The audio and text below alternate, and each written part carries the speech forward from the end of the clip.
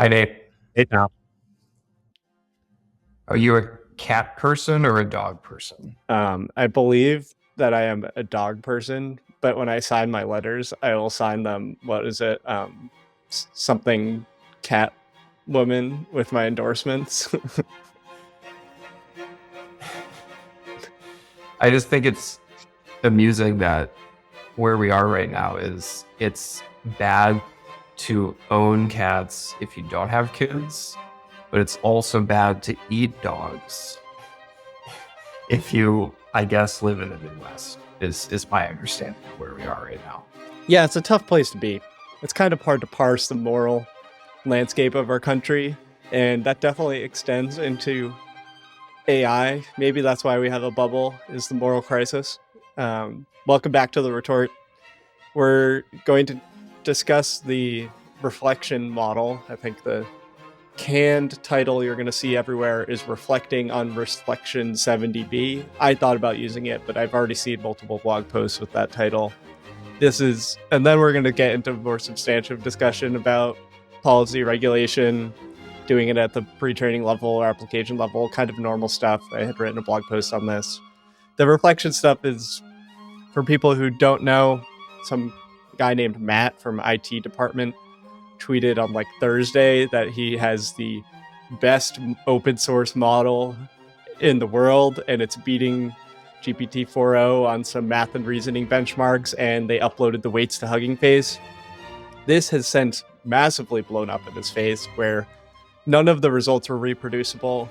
At one point, he provided a model API key to select evaluation individuals and companies, which seems to have pointed to the Anthropic API. We don't really know how. At one point, his girlfriend came out to defend him by the fact that she has COVID, and therefore Matt should be given some slack for his overclaiming. Many other great memes on like local llama subreddit that are the people that are downloading this model and trying to use it. And just the other day, Matt from IT tweeted, "I'm sorry about this. It all got really out of hand. We're a big team working to try to understand how this happened, and we will share more soon." So it took him about 5 days to come out and say, "Yeah, we had a major own goal and we messed up. And this was a bumpy ride." But the level of virality and like reach this got, I mean, for context, I think Matt gained over like 20,000 Twitter followers. All these communications had thousands of likes. There was articles written in places like VentureBeat. So it was on the AI beat. I want to say I literally only heard about this, 2 minutes before we started recording. So I'm flying blind But on I think this this. is a good It point. It's sounds like a to very, me, yeah, I was having a discussion with writing on and how you reach people, and it's a very Silicon Valley phenomenon. But I think that it's like, my thesis is that bubbles arcs are defined by what other people think of you and not by what you think of your own field. So if AI nukes its own credibility is how the AI bubble pops. And this is just like a fast track to doing this. And it's like, not everyone will hear about this outside of the AI bubble, but a few more people will as AI gets bigger. And it's good that maybe some it's people very don't hear about it, similar. but it is ridiculous how these I've said things this take before. over the Silicon Valley mindshare instantly. It's not without precedent. Again, I always think of this is what happened in the late Middle Ages when, somebody in the Republic of Letters or something would be like, hey, I actually did turn lead into gold, or hey, I actually grew a homunculus in my lab, or almost. And then they're like, really? Everybody else in this network is like, really? And that would take months because they had to do it by hand. They would write letters and scribes and things like that. So somebody could draw out that hype cycle for longer, I think, because of the informational asymmetry.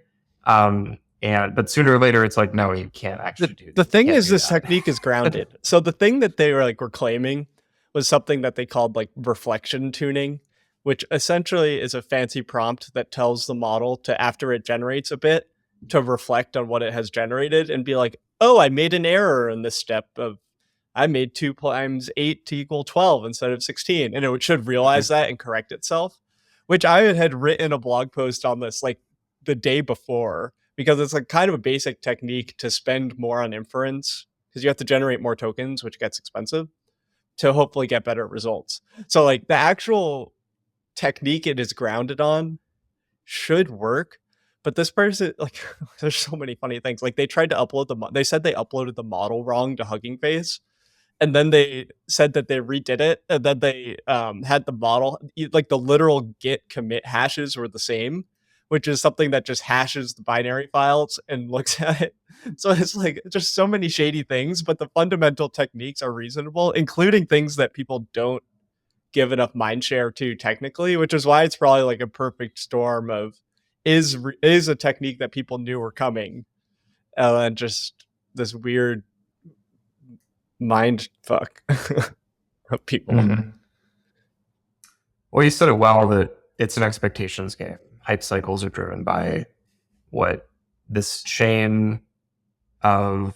It's funny. There's this concept of chain of suspicion from the three body problem, which I'm still finishing those books right now, but it's a little bit different. I guess. Well, it is a kind of a chain of. It's a chain of excitement, I guess, where it's magnified by what other people know they don't know, other people don't know about exactly the applicability or the utility or the limits of a certain tool to a certain kind of problem. So the hype cycle grows as that network expands of like, oh, who knew that person, until it suddenly deflates when, as you pointed out, like it's not reproducible. So yeah, we're in a moment. We've been this moment for now. It's remarkable. Like what, 2 years now, almost. This new era. I've said repeatedly, I think on this podcast, and I still feel that sooner or later, we will. There's the peak of inflated expectations, the drop of disillusionment type stuff. We don't really yet quite know what that shape of it is, the gradient for Gen AI, but I don't think we're seeing anything to indicate that it's not going to basically be the same. Yeah. Ultimately, as opposed to say automated vehicles, which we've chatted a bit about before, but Waymo is now doing what, like 100,000 plus rides a month, something like that. Yeah, like it kind of was like a J curve. Rides. So like they finally like really tapped into it, and they can drive on highways now in SF, and growth is good. I mean, whenever I'm in SF, I almost want to do it because it's so interesting. Even though sometimes if it would be a long walk, I'd be like, maybe I'll take a Waymo because it's so interesting. But at the same time, you have the body bags of Cruise, and you have the line item of Zooks at Amazon. Like, what is Zooks doing? They haven't died, but I don't think they're doing anything. And well, I think in a way though that the fact that they went under when they did, or at least Cruise went under when it did, is evidence of like actually the moment when the market was finally like getting ready to be like, yeah, there's a path here. I think they'll fully lock in. It seems like they'll fully lock in once if Waymo is able to convince who they need to convince to connect their services to the airport. When they have a beeline between the city and SFO is when they will actually, I'm somewhat guessing on this, but you don't need to be a marketing genius to figure this out. Like the vast amount of revenue that rideshare has made for decades has been like airport rides. So I think something like that is what Waymo is pointing to, and I think they're almost there. Can they seal the deal? We'll see, but they're close. Well, it's like, what is the equivalent for Gen AI? I just think that we're not close to this for generative AI, because we have this whole like, all the big tech companies are like, we're close to our big clusters, our GPT-5s or Gemini 2s or whatever, how many 100 trillion, whatever the huge number of parameters are. Like they've all been building this infrastructure, and it hasn't really come online yet. It's probably trickling online, but like that is the door we have to go through before we realize if there's another opportunity door or an implosion door that we're forced to take. Like that's the next one-way door, is building these hundreds of billions of dollars of capex, and then we just like, until that point, it's we're locked in. There's no change to these bubbly dynamics and stuff. We'll see all these same things. We don't know what My read of it is, yeah, we don't yet know what I believe the lingo is ICP yet, is the ideal customer profile. Every market and every company needs its ICP. It has to have, ultimately, if it's a mature venture, it needs to have a clear idea of who it's selling to and what it takes to sell to them in a way that the de-risking has At the happened. same time, And part of the hype is that we don't have any idea. well, at the same time, I think it's like ChatGPT Enterprise has 1 million paying subscribers. So there are 1 million enterprise heads using it. And that doesn't surprise me because I do use these. Like I use ChatGPT and Claude for different things. They escalate my productivity. It takes a long time for people to learn how to use them. But I don't see that going away. But that's not a $500 billion capex type of thing. That's not the ICP, right? It's a starting point. It's important. It's important to make this traction. It's the stupid way of referring to it, but yeah, it's they. I think even now and the beauty of it and the horror of it is that they even now, I don't think, have any real idea of what that endpoint is, other than, I guess, AGI and just everything that's supposed to unlock, because AGI promises ICP to everybody. I guess there's nobody you couldn't make it to an I think there's plenty of arguments that I'm these skeptical, but will turn into like sub Microsoft, sub Google scale businesses. Like I don't it's not clear that we're going to sprout 5 new Microsoft, Apple, Google scale businesses, but I do think we could sprout 10 to 20 Uber, Airbnb scale businesses. I think that is reasonable to see with AI, but the argument is like, will superintelligence make Apple and Microsoft look small? And we just don't, like, that is the thing that we have no proof on. Like people are going to make some good startups and they're going to make good money on AI in the coming decades, but it's no signs yet that it's going to be transformative. And that's what I base most of my predictions on, is like we can't be assuming that these things that have never happened before are going to happen. And that goes for policy, and that goes for other things. So that's like generally like just show me the evidence mindset for my forecast. Yeah. The $1 trillion question is whether transformative capabilities will capture the market or segment or fracture it in like unprecedented ways, I guess. And I don't think anybody knows. Yeah. People believe different things. There are any number of visions, but we really have something that I'm excited about for 2025 is that AI2 is trying to get more into agents. We're like planning our board level goals, and agents is such this awful word to me that I've steered totally clear, but we're trying to break it down into like tool use, planning as reasoning, trying to make it so models can work with other systems and kind of making like composite AI systems, and just like trying to set up benchmarking and actual clear taxonomies for how these things work from a scientific perspective. And it's almost like just spending a lot of time learning about this and how to view this, which I am just excited. Why have you avoided the term agents? I mean, it sounds like what you just said is a reason to use it. Mostly because it's dominated by like loud startups and things that I neither use nor I think is that sure to work. So I'm just like, I don't want to, like, it's a mix of just seems really noisy and messy, plus it's new, and I didn't want to expose myself to that. But I think like the AI2 leadership wants to build things, and agents are where a lot of the excitement is. But I've just not seen that many people like that are really clear and articulate about what it actually means. And that'll be useful to kind of making it more an incremental rollout of a technology. But when you hear like OpenAI or whatever, and like the situational awareness memo, it's like AI systems are going to be unburdened because they're going to have agency and they're going to be able to like do like what are these words even mean?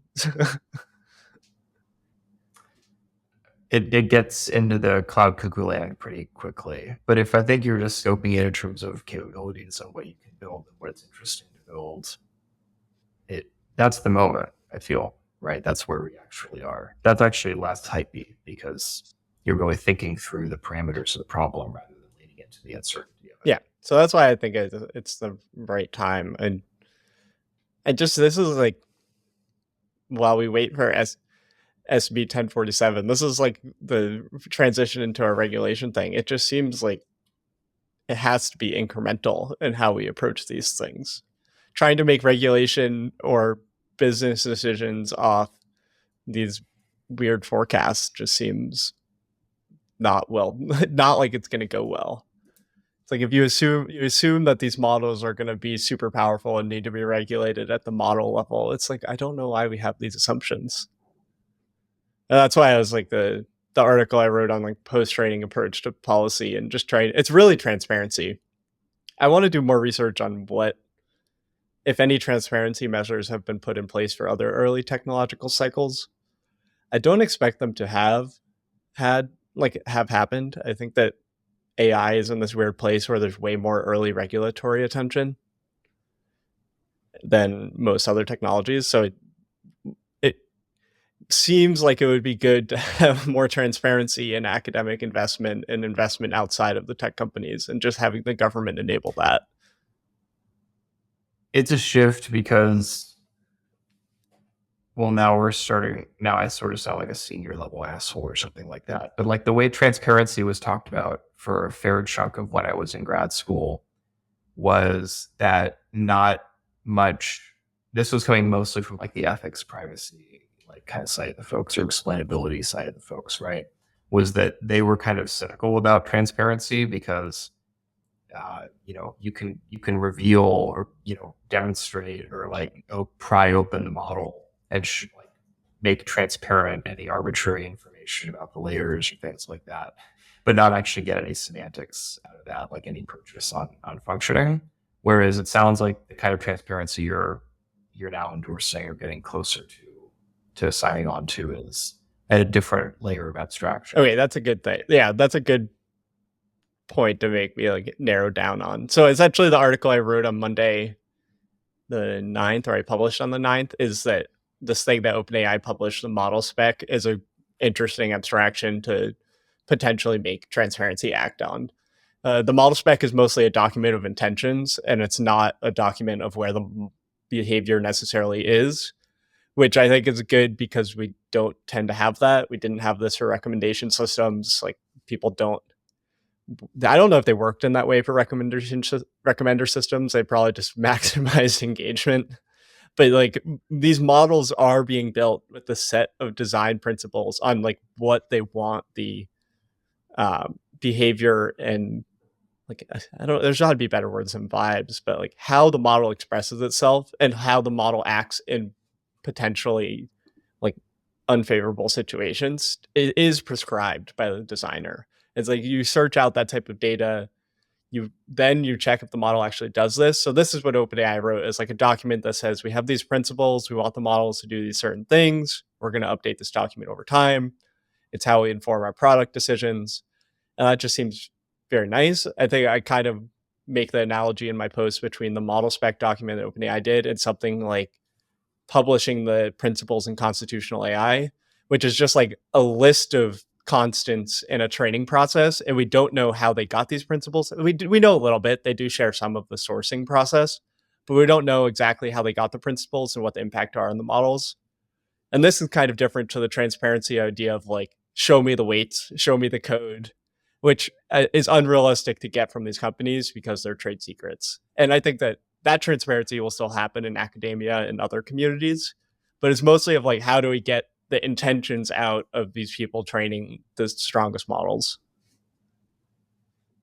So when it comes to model spec, because yeah, I recall that you did write up that distinction between OpenAI model spec and constitutional AI.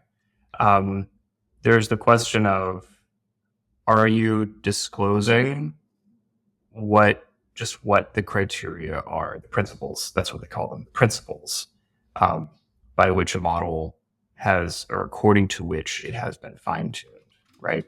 Then there's this, I think, very different dimension, which is, are you disclosing the process by which you, the company, internally deliberated upon and decided those principles and the reasons you converged on them? I was mostly just saying the principles for the model as a thing. I think it'll be too messy to dissect the intentions of the document because it's probably a living process.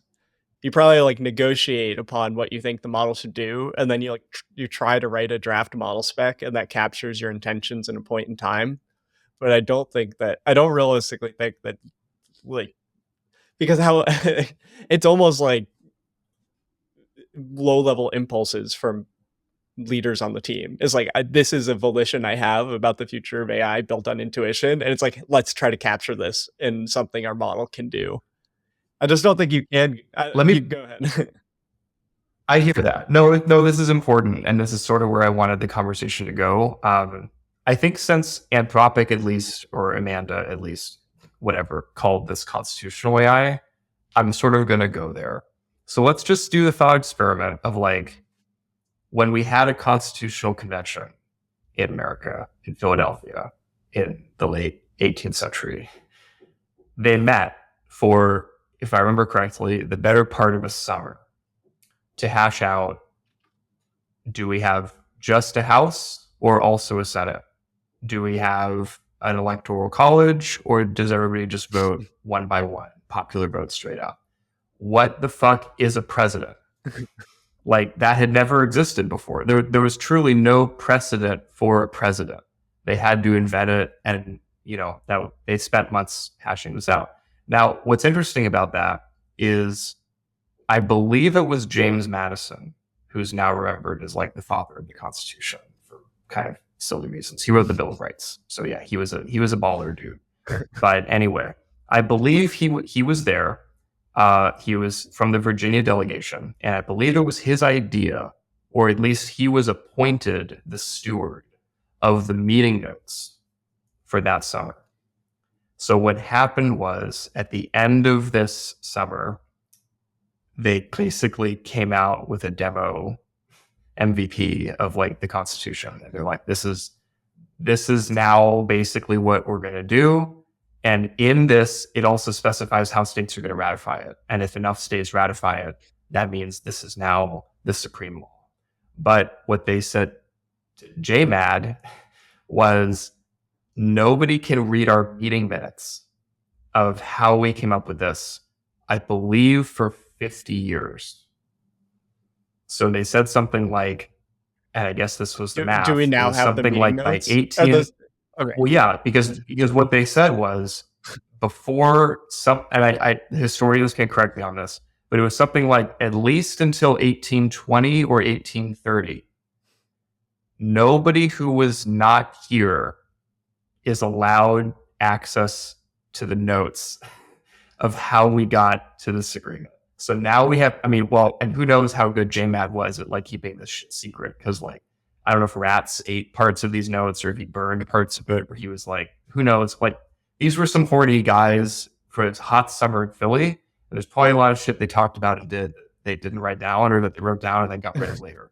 But there are these meeting notes that historians, of course, have poured over constitutional scholars to understand the philosophies that were competing with each other, between states, between people within the states, about how they did this. And it's actually fascinating to go. I've read actually a couple books on this. Really fascinating. And honestly kind of hopeful, given how sincere, at least the notes indicate, everybody was on how they were debating this. But and I hope it's implicit in what I'm saying, and I'll make it explicit. The process by which these companies are, quote unquote, writing these constitutions or model specs clearly matters. And you're right that it's a living process. That's the reason why it famously made Barbie, the Constitution itself, is a living document. But even though it's a living process, having a window on like those deliberations is invaluable as a basis for understanding the implications of what a president is, what a constitution is, what's possible, what reasons there can be to pursue alternatives. And so I think from a regulatory standpoint, even if there are limits on that disclosure, there could be enormous value to society, to the government, to the public in at least retaining that information and holding it in reserve, because then it could be subpoenaed, or then it could be disclosed under certain conditions. Like, there's lots of mechanisms by which we can do this. I don't think 50 years is a good one. That's what they chose back then. But I guess that's my devil's advocate position on this model spec question. I almost like I mean, I think I'm sympathetic, obviously, but it's like a practicality thing of how far can we go. But I do think that's a good addition as like as in like if this becomes a thing, the next level would be making sure that they keep the process by which they got this for X time and or disclosing after a certain number of years certain things. I don't know how internal information is protected on in companies. So like it seems like there might be First Amendment types of things where the companies are like, you can't just make me disclose something without breaking a law. So then it would have to be codified that like this process is in a law, which I kind of think is almost heavy-handed into what Well, technology is. that's why I said like the a subpoena could be a mechanism, right? So like if a company is brought to court and the judge basically says, well, in order for me to even arbitrate, like in order for me to even oversee this case, I may need access to at least some subset of these Yeah, documents. it's like how did OpenAI come to the conclusion that um, information that the user passes to the model should always be allowed to pass through but not overrule. So it's like if you're manipulating data that is like harmful information, OpenAI's model spec says that that data should be able to be manipulated as long as it doesn't impact the behavior of the model. So if I have like a table with well, not necessarily, I don't know about hate speech, but if you have like instructions to build a bomb, like it almost seems like it should let you translate it as long as you give the instructions to them, which is kind of an opinionated stance. I almost want to go look at it again right now. I'll just say, I mean, maybe while you're looking at it, I'll make this point. A more recent, if my like 18th century example seems, you know, not apropos of this issue, I would just point to like the Facebook, the Frances Haugen controversy, right? So she's the whistleblower. She released all these documents. I think what's significant about that, the real scandal there was not that Facebook is only optimizing for engagement or whatever. Like we all knew that, and we all suspected that that was maybe bad. And we all suspected that it was bad because it does lead to certain kinds of material harms or externalities faced by certain types of users. That actually wasn't what was scandalous about those documents.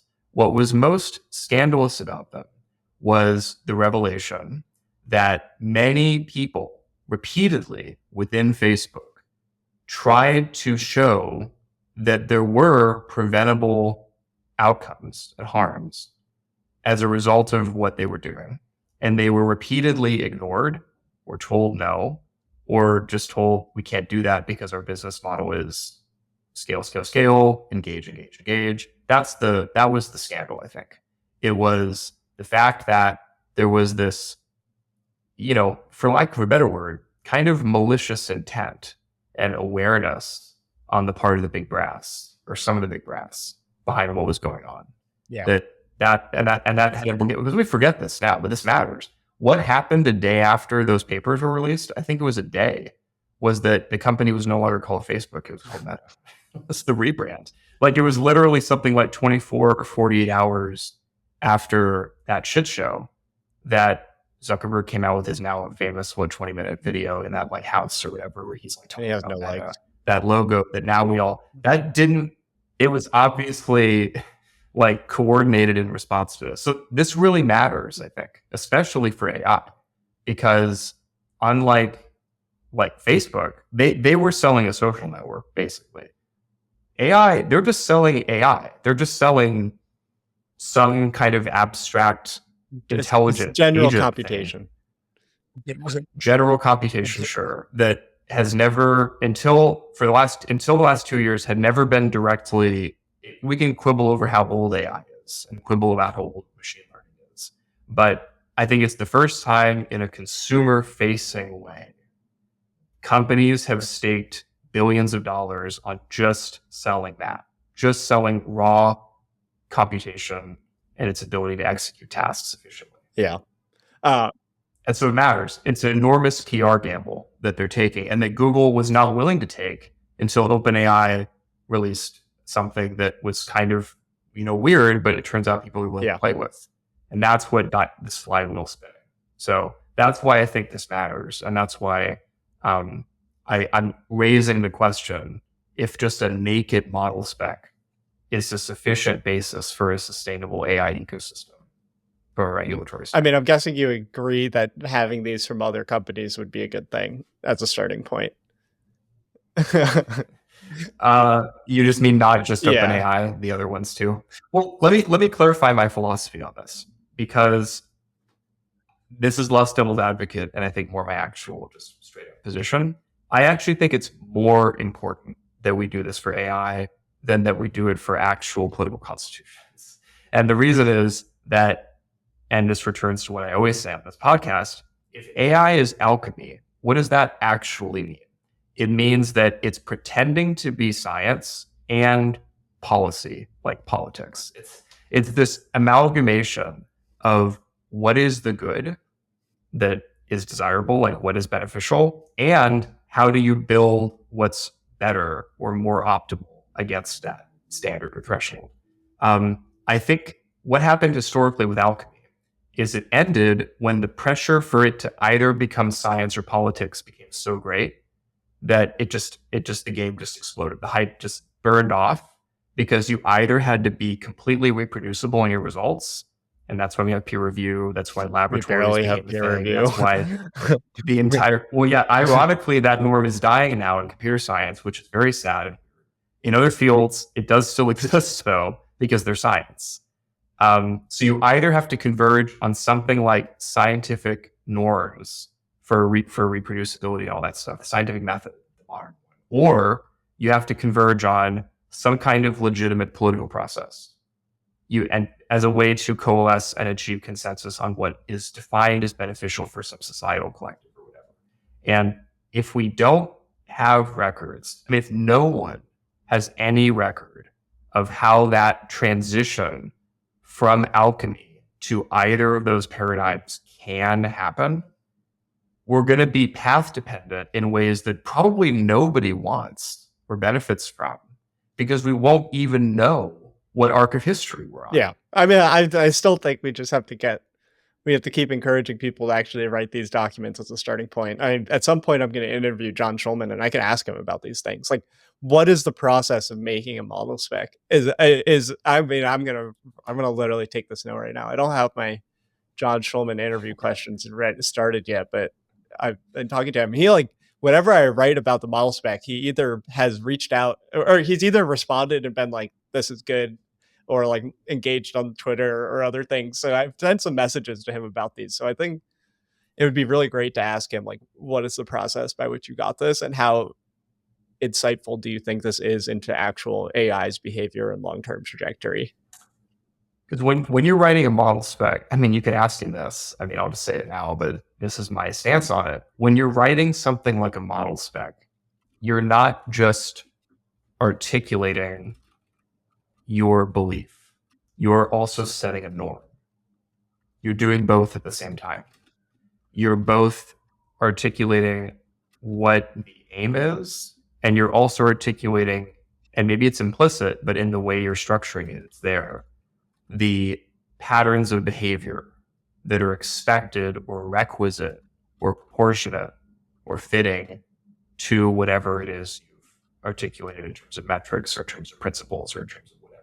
There's an isomorphism there that is highly significant that I suspect these companies are not paying attention to or not prioritizing when they bother Can to you write give an these things down. example of this? And Like, I don't know exactly what you mean because they like give well, examples of desired behaviors in the model spec. So they'll have a principle and they'll give an example of a prompt and they'll give like good response and bad response. So I don't know exactly how like what is that not I think doing? it's whatever behaviors are downstream of the spec. So obviously the behavior of the model is one of those things, but there's also stuff about the expected behaviors of annotators, the Oh yeah. expected the expected behavior from regulators, the expected behavior from basically when you're articulating a model spec, implicit in that is who you are articulating it to for what reasons. There's some parameters on what responses to the spec or what just ways of interacting with it are implicit. And so, yes, the model is maybe even arguably at the center of that process. But there's all these spokes of a wheel out to all these other stakeholders. And we know this because we discussed it previously. Model spec itself, at least I don't know if they've updated it, but at least when they They first haven't published yet. it, was clearly written. It was clearly written for the eyes of the military, the eyes of Yeah, it government, was a the very eyes of military lines to we it. talked like the chain of Yeah, command, like they had the metaphors in model spec, and I think they're still there. But you they're can still correct me there. if I'm wrong about that. The metaphors in it are targeted to a particular audience, and because of that, a particular set of behaviors that are specific to and expected by that audience because they wanted that legitimacy. And that's a normative stance. Do they think about that? Why did they do it that way? What other norms besides chain of command could there be for how this stuff proceeds? There's any number, not an infinite number, but there's any number depending on who you're really marketing to and for what reasons, and ultimately what you want the future to be about how you want this to be digested by people. Yeah, I agree. Yeah. It's interesting. I mean, I'll keep following it. I'm trying to nudge people at Anthropic and Google to try this. They may have already started on their own. I think that's Like, should Apple release a model spec? I guess that's an interesting yeah, I would say you experiment start too. with the models that have the most usage, especially to consumers. I think when your model is only used within your own product ecosystem, it's actually a little bit less needed. Like, I think Apple's is probably just going to be do the Apple thing. Like, they have such a Do they the have such Apple a thing. company culture that I think their AIs Yeah. are a bit easier to predict. But I think that them doing it and writing that down is also good. Yeah, I think it's also, of course, and we've discussed this, I believe, as well, that Apple is not in its nature an AI company in anything like the same way, which limits them in some ways, but it also liberates them in others because they're not writing constitutions. They're not pretending to.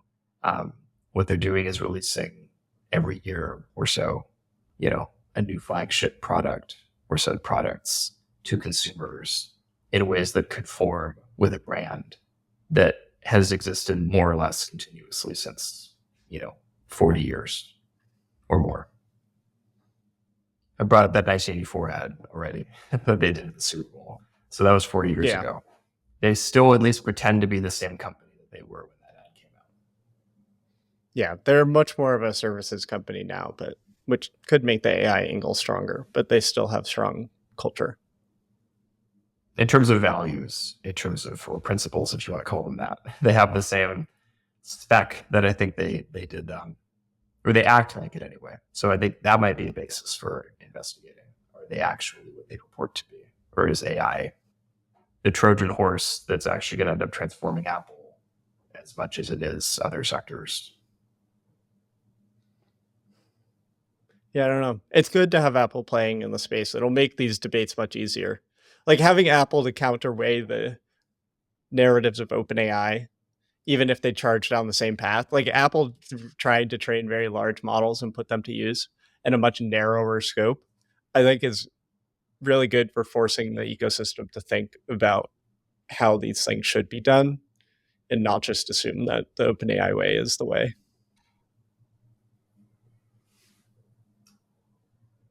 There's a danger there, absolutely, and that's again why that's what I mean by the risk of this like path dependent, kind of process. If other, and that's I think also that's a bit of a risk if other companies just also like release their own model specs, because that still means they're copying the OpenAI playbook, which if that's really what they want to do, that's their business, of course. But there are implications of that again behaviorally because the model spec assumes there's a certain logic of stakeholder relationships in there that's quite three-dimensional, like quite thick. And so other companies should be reflective about whether that's what they want to commit to and not just to happen to be transparent about the principles at that layer. Yeah, I agree. as we will see. This fall will be interesting. It seems like OpenAI is set to try to release something with Strawberry soon, which is their like reasoning out loud Q star derivative thing. Which, if nothing else, is another point to see how they try to market AI and how they make money on things. This is all before their next big model. I think 2025 is when we'll see really big models from OpenAI, Google, Anthropic. That does not mean the fall will not be busy. We might get video gen models. The speech stuff has been looming. Like, there's a lot of ways that AI will still come into the fold this fall, and all signs point that is soon. So we'll kind of see. How are we doing on the burnout metric? We discussed that last time. Fine. I mean, have been doing this thing for a bit where my work laptop doesn't have Twitter on it, and I go into the office almost every day. So I'm definitely much more normal. It's like I can open tweet links, but I'm not gonna like reply and tweet itself, which is the biggest feedback mechanism. Like, it's fine to just read it, but not being active that much is definitely better. Boundaries are important. Keeping our energy up has been paid for 2025 and the next wave of this stuff. Yeah, but I guess Strawberry will be first. Yeah. So we'll keep an eye on that. Sounds good. Any other bases to cover? I think I'm good. We'll keep looking at what's going on here. We'll keep tabs on things. I just find it entertaining when we can call out such ridiculous bullshit. What was it called again? Reflection 70B. It's ridiculous. Reflection 70B. Yeah. We'll have to think of an episode. There's for this. The most recent VentureBite title is Reflection 70B Model Maker Breaks Silence Amid Fraud Accusations. That's great.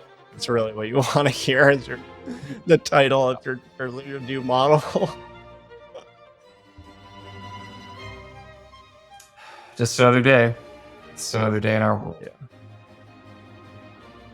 Okay. We will check in down the road and see how people are doing, see how we're doing. Sounds good. Talk to you later. Bye for now. Bye.